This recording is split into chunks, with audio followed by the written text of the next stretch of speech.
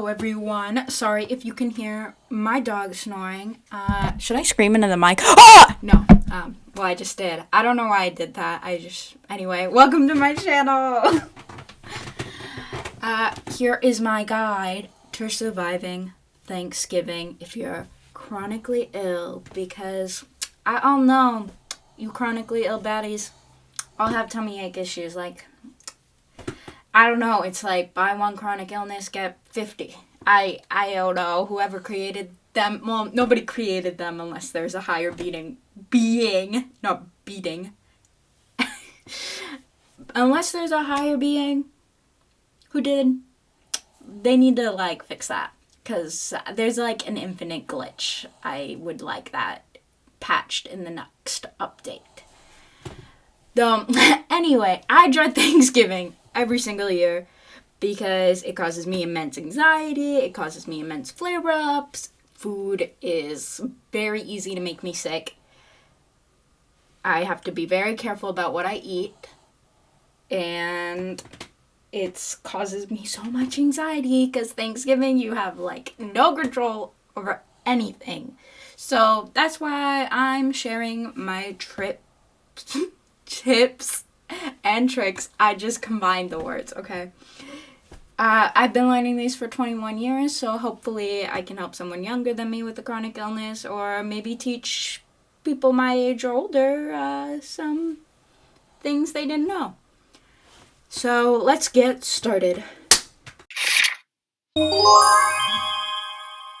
so tip 1, if you don't have any family obligations, just skip Thanksgiving, honestly.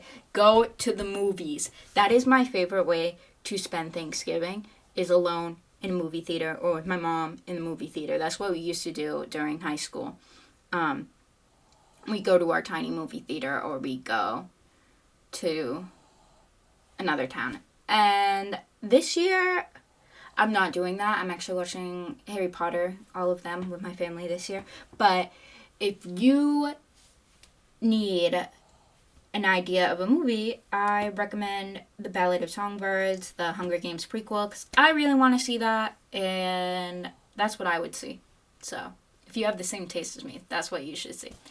But unfortunately, not everyone can skip Thanksgiving, because you just got some family obligations. So, this tip is really only if you are able to do that, so sorry if you have to. Now, tip 2. Well, that's 4 because I hold up. 2. Trust no one. No one. That may seem harsh, but if you are at Thanksgiving and have food sensitivities, there's just too many things that can go wrong. Cross-contamination, people alleging that they don't have that in their food, and they're like, I would not use that. And then they have it, and then they have it in there anyway. Or, I'm very sensitive to high fruit corn syrup, so I always try to ask if they made it fresh, because usually if you make something fresh, it doesn't have high fruit corn syrup in it.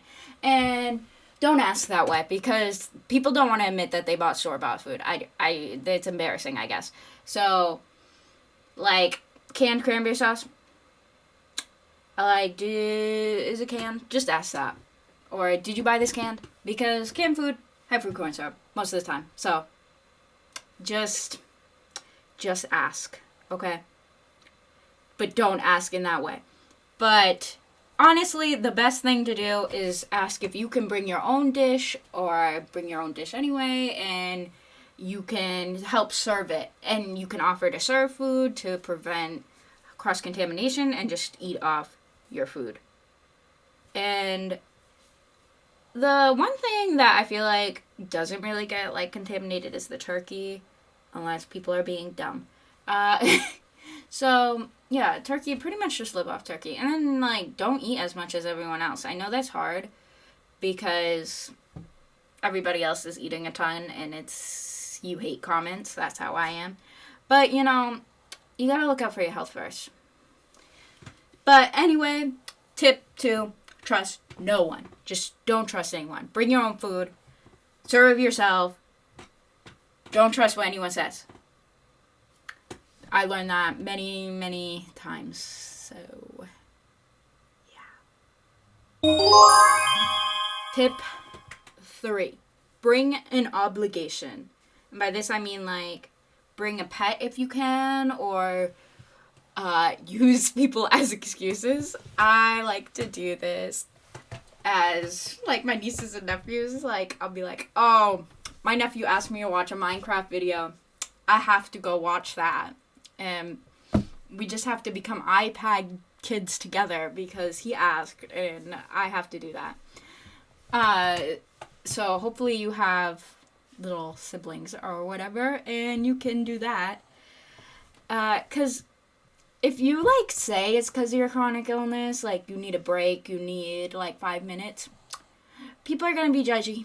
They're going to be like, what's your chronic illness? You're so young. Why are you like this? Anyway, so, yeah, bring an obligation so you don't have to really talk about it. Like, oh, I have to go outside to walk my dog, and not, I have to go outside so I can breathe fresh air for a second because I'm going to vomit and pass out. You could say that, and then get really concerned, and then you can't really leave, so. And if you can't bring an obligation, just go to the bathroom and take a 5-minute breather and do those stupid exercises you all know your therapist gives you that we all hate, but they actually work sometimes. And you hate to admit it, but they work sometimes, so go do them if you're... Oh, and do that stupid, like, 5 senses thing. I hate that, but it helps too, because it gets your mind off the situations you're in. Like, 5 things you can see, 4 things you can smell, 3 things you can touch, and just do the senses. 2 things you can hear, 1 thing you can taste. So, do that. Tip 4 for my IBS baddies and my gastroparesis girlies. I know it's hard that we spend an embarrassing amount of time in the bathroom, and inevitably someone's going to need to use the bathroom while you're there, because Thanksgiving, there's just so many people and it's annoying.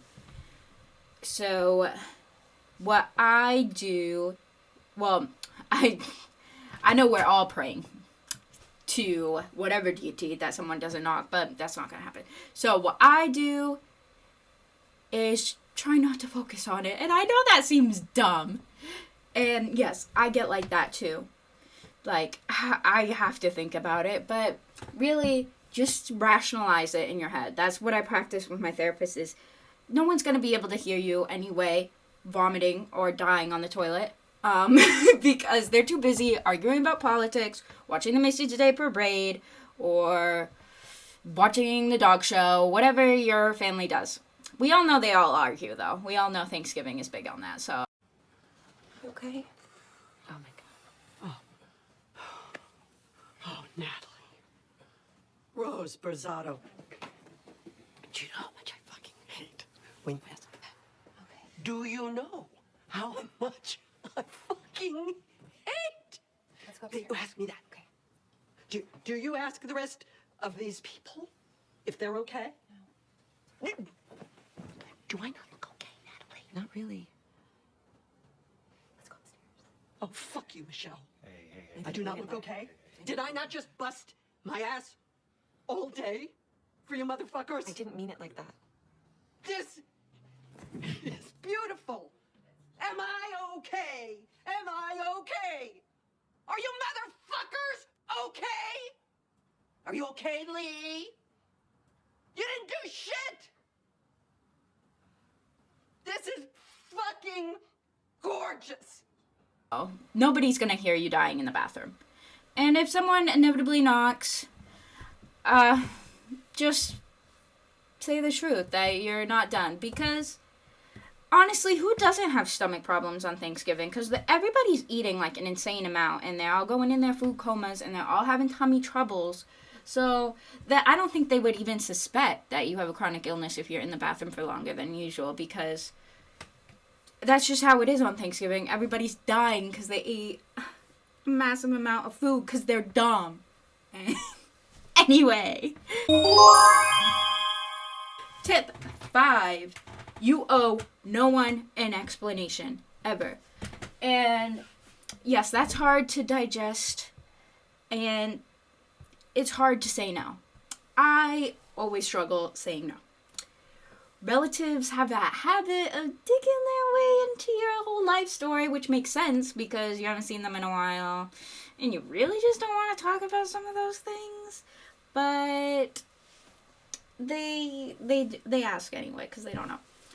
So the biggest one that stressed me out was college. Like, why aren't you in college? What are you doing? Like, and I'm embarrassed, and I shouldn't be because it's not something I had control of, but I got into a really good art school. That was my dream, and then I got hospitalized because malnutrition and dehydration due to gastroparesis, and then I couldn't go to school financially or physically, and it was very embarrassing to me, and then I kind of like was shutting myself off from everybody I knew, and of course Thanksgiving, people want to talk about it, and then that's embarrassing for me. But again, I have no control over it. And unfortunately, embarrassment does not stop the questions, even if they can't see it on your face. The embarrassment, they just still keep going. They just keep going. So due to my immense anxiety about Thanksgiving, it's a freaking topic in therapy for me. So we rehearsed actually telling people no, and that seems weird, but it helps a lot. And you can even practice doing it yourself or ask your friend to ask those stupid, oh, my light flickered. Anyway, ask your friend or your family, like, to ask you those stupid questions that we all know people ask you. Like, have you tried yoga? Have you tried this medicine? My cousin's dog's walker, whatever, his kid has that. They do this and they're cured. Good for them. Tell their magician I'd like to talk to them. I don't know. So, yeah, you get those annoying blah, blah, blah questions. So, honestly, rehearsing it really helps.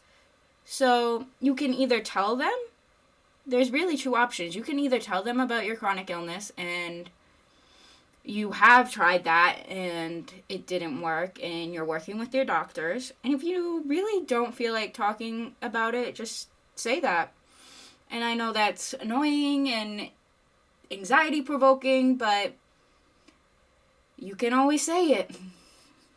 And it may hurt your feelings, it may hurt their feelings, but you gotta set boundaries. And if you're feeling a little saucy, you can tell them to Google the word, or you can tell them to look up in the dictionary what the word chronic means, as in forever. Or tell them Google exists and Google your condition on your own time, because I don't have to explain it for the millionth time. And Google exists for a reason. Fun story, by the way, is when my dad's cousin asked, well, he was like, what condition does she not have? And my dad, the jokester he is, said, well, at least the leprosy is gone. The leprosy. Yeah, my dad said that. And for some reason, who knows why, my dad's cousin believed him. And you'd think after knowing my dad for so long, he'd know my dad is like never serious about anything in his life.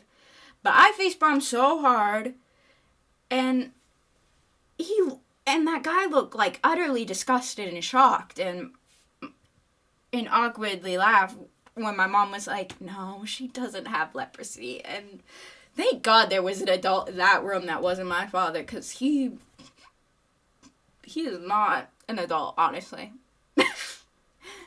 Okay. Tip 6,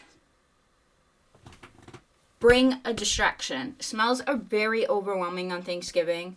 If I have mast cell activation syndrome, so I get very wheezy, and it's hard to know the difference between allergic reaction and my vocal cord dysfunction. So if you have like emergency stuff you need to bring with you, bring that, because it could happen, especially on Thanksgiving. Emergencies happen a lot on Thanksgiving. So bring your EpiPen, bring your inhaler, bring whatever emergency tools you need.